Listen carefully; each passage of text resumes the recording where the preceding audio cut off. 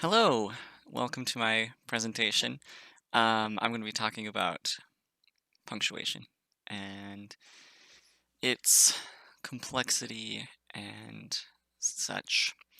Um, this research project has been enlightening to me because,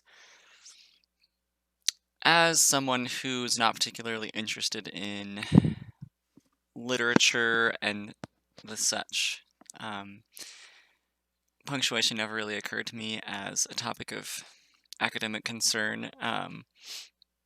I'm studying linguistics, and I guess punctuation is linguistics adjacent and even, you know, a legitimate aspect of linguistics in a lot of ways, but it's not something that was ever mentioned really or brought up.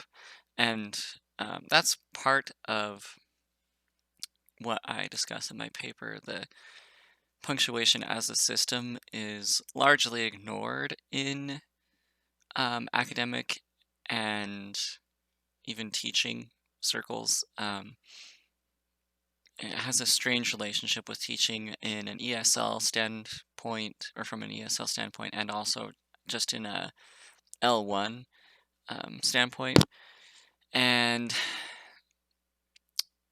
it's not a particularly enthralling topic, if I'm being perfectly honest, but it is complex, and um, it does have some aspects that are fascinating. Um, so to kind of just give an introduction, punctuation is defined as the practice, art, method, or system of inserting points or stops to aid the sense in writing or printing. Um, and so essentially, punctuation boils down to written symbols and things like that that help writing mimic speech in some ways, and it just helps with understandability and flow um, of writing. And punctuation as a system has been around for quite a long time. I saw in my research that it had been used at least since the time of the Roman Empire, but I'm sure there are examples of punctuation going back to, the first systematic writing. Um, and in the Roman times, at least, it was used more as like a speech cues, and so scribes would use punctuation to indicate things like length of pauses and stuff like that for speeches. And then it just kind of developed as time went on, and it really blossomed in around the time of the creation of the printing press, because when writing was by hand, there was some punctuation, but it was very idiosyncratic. Each scribe kind of had their own personal way of using punctuation, and so there were some general trends, but nothing was standardized. But then when reading and writing became more widespread, they had to standardize punctuation to make things legible and readable. Um, and so that whole system kind of got solidified, but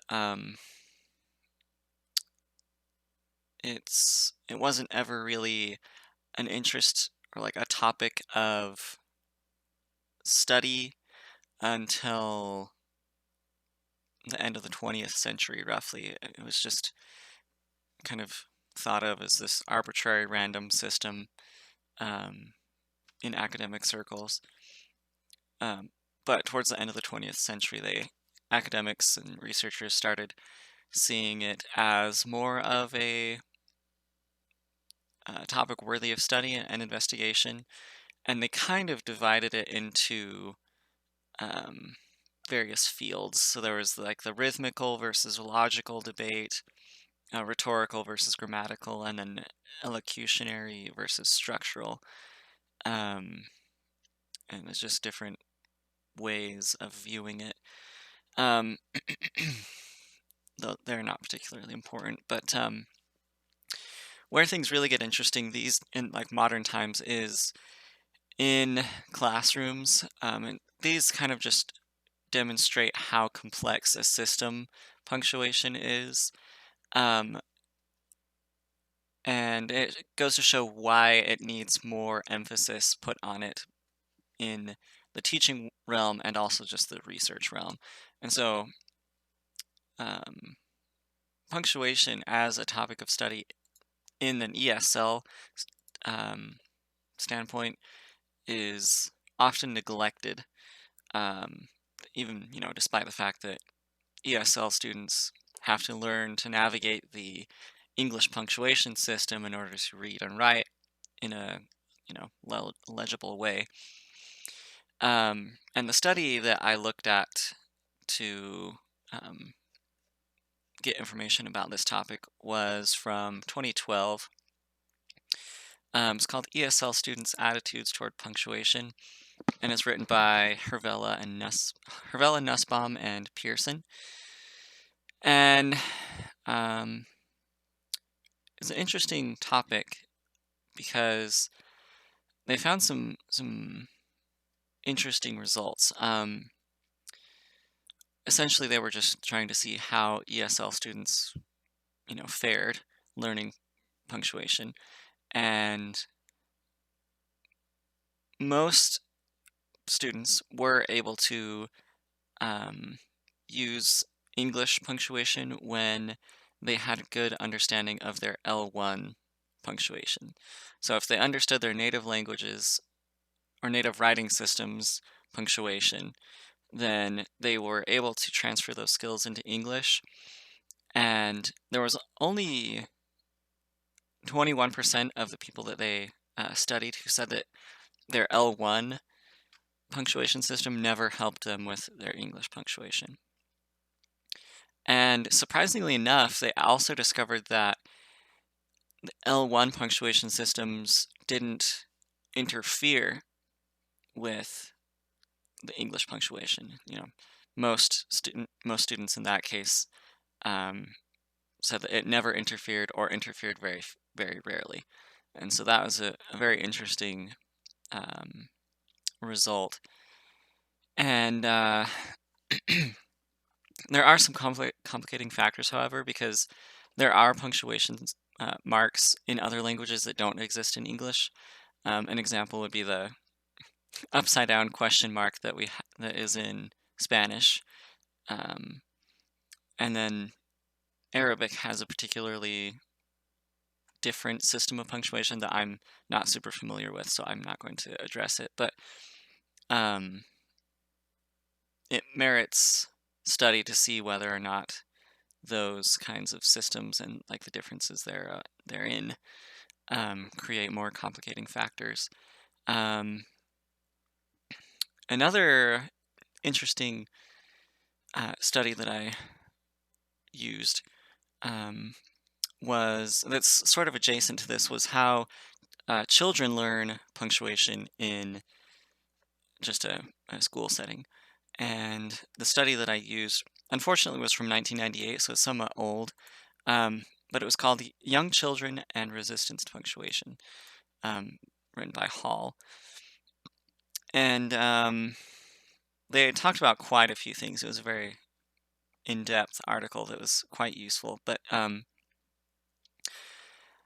children have a very complicated relationship with punctuation because it's taught in such a way that makes it seem like a an autonomous, independent system that doesn't have a lot of bearing on writing, especially at lower levels, I guess, earlier ages. Punctuation is hardly ever taught in a explanatory way. It's almost always um, either procedural, like, here, put this period here, boom, or like graphical, or here's how you write a question mark, here's how you write an exclamation point, things like that. And so that, along with other things, kind of creates this sense in the students' minds that punctuation isn't really a system that is important. Um, and Hall goes into 5 factors about why do children do this.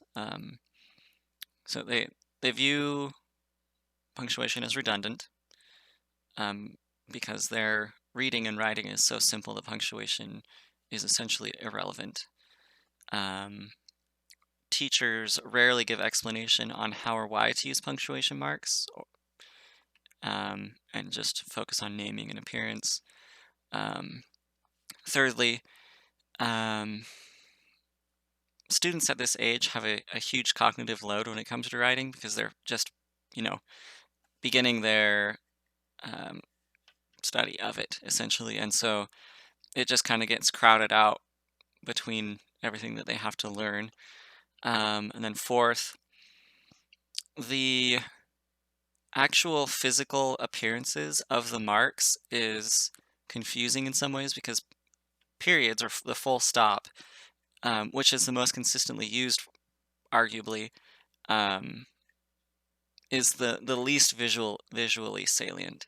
So students are more inclined to use things like exclamation points and question marks because they're visually salient than they are to use things like a period, which is very, very common. And then finally, a quote from the study says punctuation is an imposed system and its existence in the classroom is situated within a discourse of schooling that decontextualizes it from use. And so it's a system that's arbitrary in a lot of ways, has social constructs and stigma surrounding it, and it's just a very nebulous, confusing system that doesn't seem to carry much weight for the kids. Um, so those two studies were the ones that I wanted to just highlight the most because they were very interesting to me to just highlight the complexity and value that teaching, the complexity of punctuation and the value that teaching punctuation and focusing on it in an academic setting has. Obviously, we live in a world where writing is extremely important, and not having a complete understanding of writing systems can be um, damaging, I guess, for lack of a better term. And so, in these two contexts specifically, ESL context and even just elementary school context, I think it's important to focus on this system because it is so complex and so important. Um, and it's, for better or for worse, um, important and sometimes draws a lot of strong opinions, even though it's something that a lot of people kind of just take for granted. Um, but yeah, anyway, I had as good a time as one can have writing an 8-page paper doing this, and it was very enlightening to me, and it made me think about some aspects of language that I hadn't considered before. So thank you for watching.